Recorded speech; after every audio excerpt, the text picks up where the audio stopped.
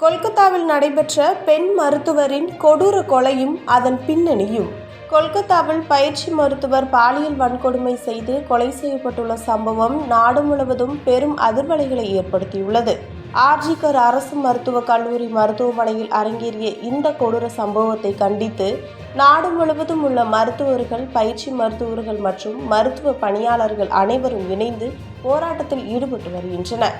இந்த போராட்டத்தின் விளைவாக நாடுகளில் உள்ள பல்வேறு மருத்துவமனைகளில் அவசர சிகிச்சை தவிர அனைத்து மருத்துவ சேவைகளும் தற்காலிகமாக நிறுத்தி வைக்கப்பட்டுள்ளது.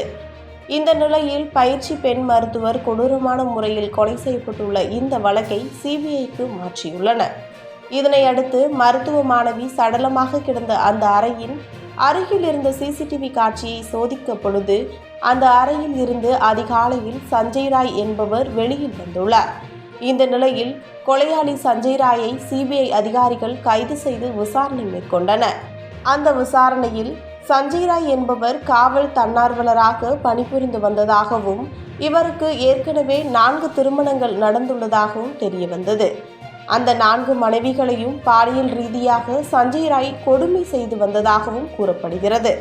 இந்த நிலையில் கடந்த ஆண்டு அவரது 4வது மனைவி புற்றுநோயால் பாதிக்கப்பட்டு உயிரிழந்ததாகவும் தெரிந்துள்ளது.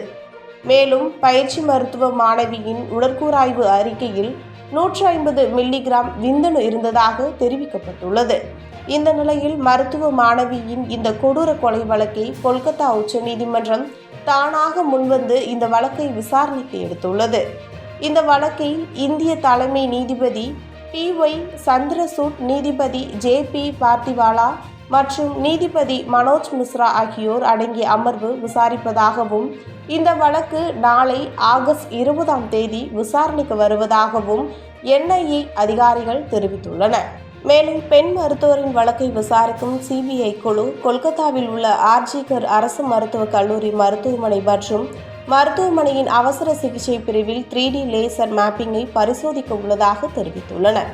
மேலும் பெண் மருத்துவரின் அடையாளத்தை வதந்தி என பரப்பியதாக பாஜக முன்னாள் MP லாக்கெட் சட்டர்ஜி மற்றும் 2 மருத்துவர்களுக்கு கொல்கத்தா காவல்துறை சம்மன் அனுப்பியுள்ளது.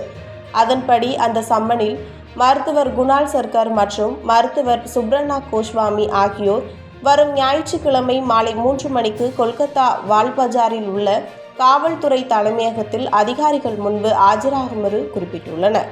அதைத் தொடர்ந்து இந்த 3 நபர்களை தவிர பெண் மருத்துவர் சம்பவத்தினை குறித்து தவறான தகவலை வெளியிட்டுள்ளதாக காவல்துறையினர் 57 பேருக்கு சம்மன் அனுப்பியுள்ளது.